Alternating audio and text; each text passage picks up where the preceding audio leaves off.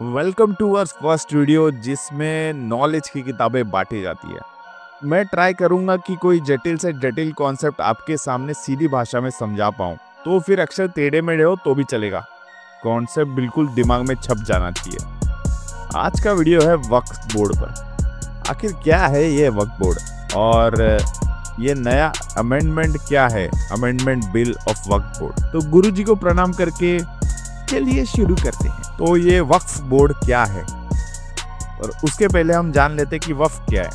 वक्फ एक अरबी भाषा का शब्द है जिसका मतलब होता है कि खुदा के नाम पे दी हुई कौन सा भी दान जिसमें मूवेबल ऑब्जेक्ट या फिर कोई इमूवेबल ऑब्जेक्ट जैसे कि लैंड आता है। कोई भी मुस्लिम अपनी संपत्ति वक्फ बोर्ड को दान कर सकता है। क्या है वक्फ बोर्ड? हर कोई लैंड या फिर दान की हुई चीज़ है इसमें दर्ज की जाती है। ये उस चीज़ों का ख्याल और उसका जो पंजीकरण है वो करता है। बेसिकली वो दान किया हुआ लैंड या फिर दान की हुई प्रॉपर्टी जो वक्फ बोर्ड में रजिस्टर्ड है, उसका यूज़ कोई एजुकेशनल इंस्टीट्यूशन, मॉस्क या फिर ग्रेवयार्ड बनाने में यूज़ होता है।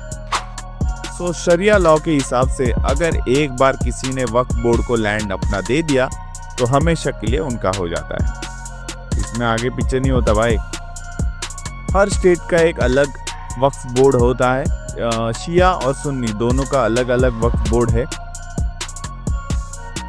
History of Waqf act. Waqf act 1954 में पास हुआ और जो कि 1995 में रिपील हुआ, पर उसको वापस एक नई पावर्स दी गई 1995 में। पर हद तो तब पार हो गई जब 2013 में उसको अनलिमिटेड पावर दी गई।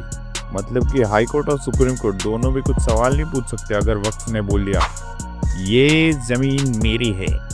सेक्शन 40 जो कि ये बोलता था वक्फ बाय यूजर एक्ट, यानी जिस भी प्रॉपर्टी पे वक्फ उंगली भी रख दे वो प्रॉपर्टी उनकी। वैसे इन्होंने बहुत उंगली की है।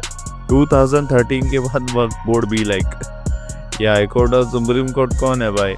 2013 के वर्डिक्ट के बाद वक्फ बोर्ड को इतनी पावर मिली थी कि हाई कोर्ट और सुप्रीम कोर्ट दोनों भी उसके खिलाफ या कोई भी सवाल नहीं कर सकते थे। अगर आपको ज़मीन आपकी क्लेम भी करनी है कि ये वक्फ लैंड नहीं है तो आपको वक्फ ट्राइब्यूनल के पास जाना पड़ेगा। और वक्फ ट्राइब्यूनल इज समथिंग वक्फ बोर्ड का हाई कोर्ट है, समझ लो। पर उसमें भी सारे मेंबर्स जो थे वो मुस्लिम कम्युनिटी के थे। एक chairperson, 2 nominees from state government, Muslim MLA और MP, Muslim member from state bar council और इस्लामिक स्कॉलर्स होते हैं। एंड एज अ रिजल्ट वक्फ बोर्ड के पास अभी 8,70,000 इमूवेबल प्रॉपर्टीज है, 16,173 मूवेबल प्रॉपर्टीज, कम से कम 3,56,000 के अराउंड एस्टेट्स, 8 लाख एकड़ से भी ज़्यादा लैंड उनके अंडर आता है। बस इसी आंकड़े को देख के प्राइम मिनिस्टर जी बोले अरे ये तो ज़्यादा हो रहा है भाई।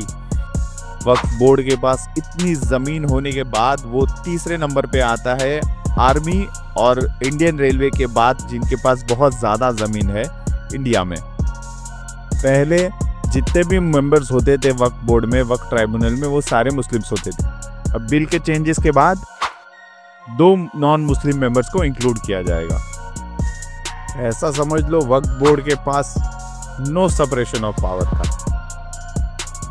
जज भी आप है, जूरी भी आप है, लॉयर भी आप है और एग्जीक्यूशनर भी आप ही है। इतनी ज़्यादा पावर देखे रखी थी 2013 के अमेंडमेंट एक्ट में। क्या है वक्फ अमेंडमेंट बिल? 2013 के बिल में जितने भी चेंजेस किए गए जो अच्छे के लिए थे वो है वक्फ अमेंडमेंट बिल एक्ट 2024। क्या है वक्फ अमेंडमेंट बिल के चेंजेस? फर्स्ट, सेक्शन 40 जो ये बोलता था वक्फ बाय यूजर, वो पूरी तरह से हटा दिया गया है। टाटा बाय बाय सीधे। सेकंड, वक्फ ट्राइब्यूनल का डिसीजन ही फाइनल होता था। अभी चेंजेस के बाद कोई भी इंसान हाई कोर्ट में जाके क्लेम कर सकता है कि ये लैंड मेरी है। थर्ड, मुस्लिम्स और नॉन मुस्लिम्स दोनों लैंड दे सकते थे वक्फ बोर्ड को। अभी सिर्फ मुस्लिम्स ही है जो वक्फ बोर्ड को लैंड दे सकते हैं। फोर्थ, कलेक्टर और उसके अबव रैंकिंग ऑफिसर खुद से चेक करेंगे जो वक्फ ने लैंड क्लेम की है वो वाकई में लेजिटिमेट है या नहीं। लाइक एंड सब्सक्राइब जरूर कीजिए। वक्फ बिल अभी पास हो गया है और जिसका अभी नया नाम है unified Waqf management empowerment efficiency and development, जिसका की एब्रिवेशन है उम्मीद। और भी अनआंसर्ड क्वेश्चंस रह जाते हैं, जो कि है क्या पहले की प्रॉपर्टीज जो इलीगली क्लेम की गई थी, क्या उसको वापस दिया जाएगा? वक्फ बोर्ड को पूरी तरह से एंड क्यों नहीं किया गया? अब वक्फ बोर्ड अमेंडमेंट एक्ट के अगेंस्ट है या उसके समर्थन में है? जो भी है आप नीचे कमेंट कीजिए। Thank you.